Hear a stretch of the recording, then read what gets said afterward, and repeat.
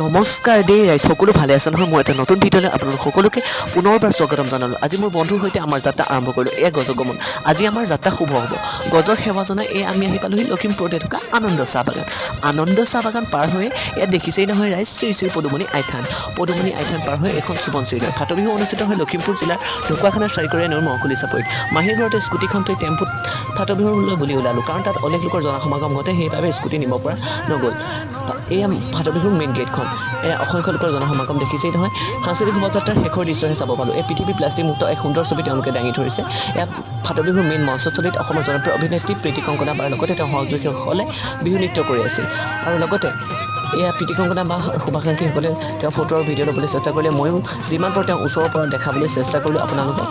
এয়া তেওঁ ফাট বিহু সম্পৰ্কে দুআষাৰ মন্তব্য দাঙি ধৰিলে। ভিডিঅ'টো চাই ভাল পালে প্লিজ লাইক আৰু শ্বেয়াৰ কৰিব। ইয়াৰ পাৰ্ট 2 আহি আছে, মৰম দিব বুলি আশা ৰাখিলোঁ।